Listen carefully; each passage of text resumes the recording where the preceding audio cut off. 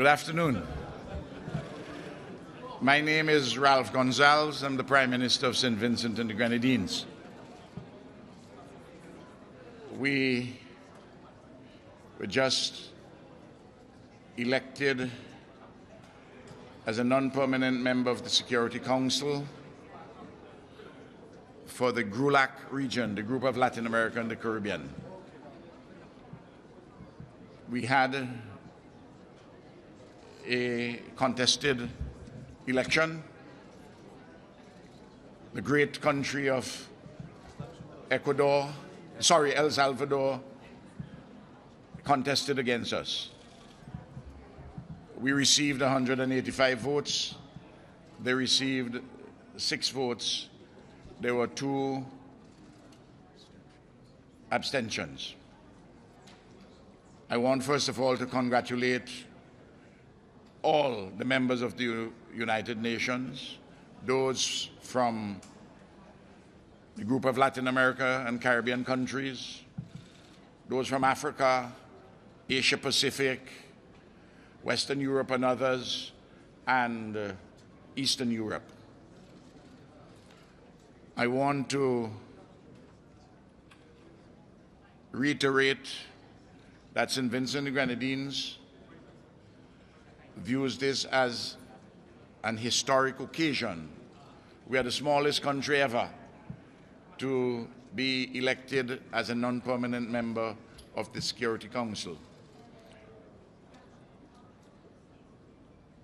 We stand steadfast on the fundamental principles of this organization, which was founded in the aftermath of the Second World War to bring about peace and security. We are committed to the principles of the equality of states, non-interference and non-intervention in the internal affairs of other countries, defense of sovereignty and independence, and for overall sustainable development. Clearly, as a small island developing state, we are very concerned about the security consequences of adverse climate change, and there are many such security consequences.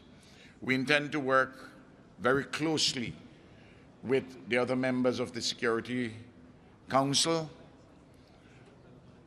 We have already been in touch with many of them, and certainly with the P5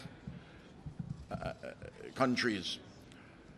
I want to say that the civilizations of the Caribbean and Latin America have historically sought to build a unity. And in this regard, I would like especially to reach out to the people of El Salvador and the government. We had a competitive election, but that's over.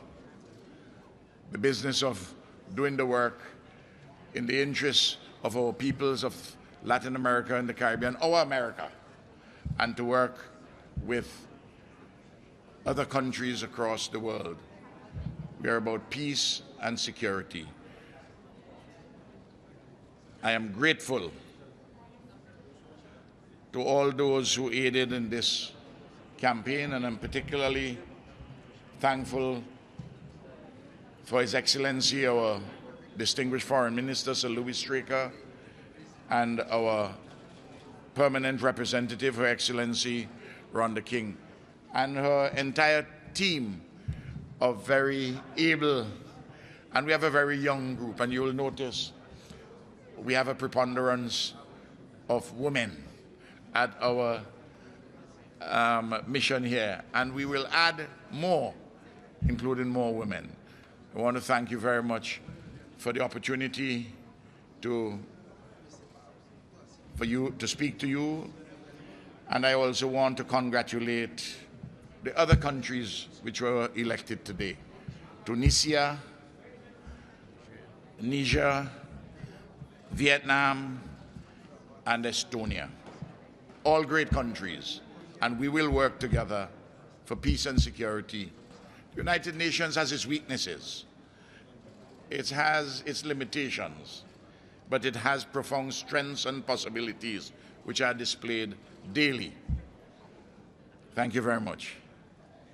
Prime Minister, is it clear to you why El Salvador entered this race at such a late stage, and do you think it is connected with your country's policy on Venezuela?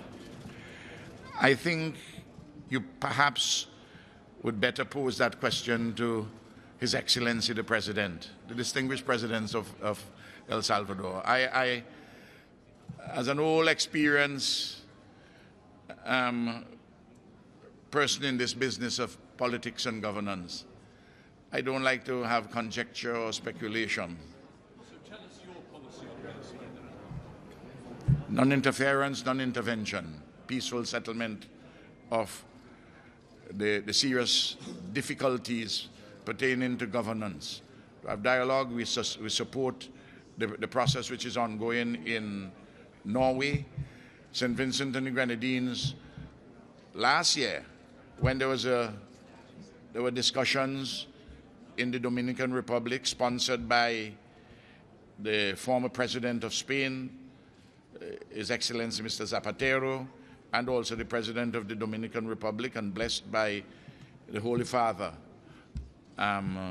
Pope Francis, we were selected as one of the 6 facilitators in that process. So we have a history of that.